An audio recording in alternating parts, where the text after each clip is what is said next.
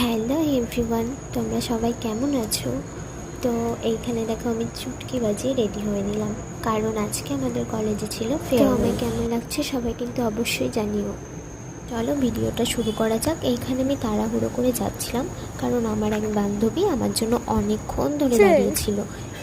ও শাড়ি পরেছিল আর ওকে খুবই মিষ্টি লাগছিল। এরপরে আমরা দুজন একসাথেই যাই। এই হলো আমাদের ইউনিভার্সিটি, আমরা পৌঁছে গেছি। আর আমাদের প্রোগ্রামটা ছিল বিল্ডিং 3-তে।